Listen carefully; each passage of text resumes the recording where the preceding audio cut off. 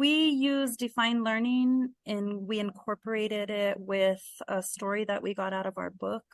Our textbooks for reading and ELD are the National Geographic Inside textbooks, and they have some very wonderful stories with lots of beautiful pictures and details. One of the first stories in the book was about the critter cams that they attach to animals in the ocean. And it talked a lot about camouflage and things like that. So when we accessed the defined learning application, we were able to find something that kind of went along with our review. So I'll start sharing my screen. We looked at this in living color, Oceanic Pallet, and it talked about using the way that animals camouflage to draw pictures and make dioramas and kind of make like a museum out of your room. So we incorporated that into our lesson and made it into a PBL project where the students were able to create actual posters and dioramas and models, however they decided to express themselves. And then we invited the elementary kids in to our aquarium museum, and we had the kids, our middle school students, be their tour guides. So that was how they presented all the information they learned. They were able to actually tell the younger students what they were doing and all about their projects, which for our students who are in ELD and have some problems with speaking and reading and writing, it gave them the opportunity to present their information to a younger crowd where they had less inhibitions.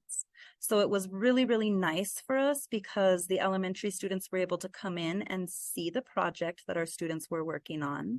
And it made it more real life for our students because they were able to actually show real people what they had done. And it made it more important to them because they were able to share their knowledge that they learned during the project.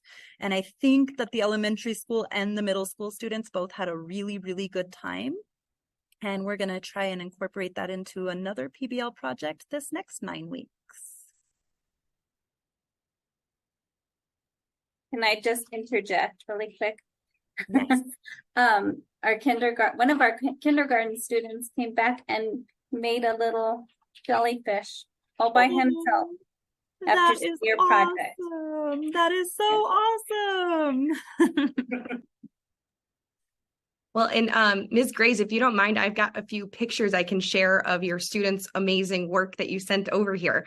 So hold on, I'll go ahead and share my screen, and because I think it's really incredible to see how elaborate the work was. So, and our students did great. And the best thing about it was seeing the communication between our middle school students and the elementary school students. It was just amazing the way our kids took it above and beyond and explained to the elementary school students what they did, what was going on. Even our students that are kind of shy and don't like to talk very much to us, when they got with their elementary school student, they kind of opened up and were more willing to share and talk to them. So it was amazing to see the communication between the two groups of students. Amazing. I think, is this your presentation day?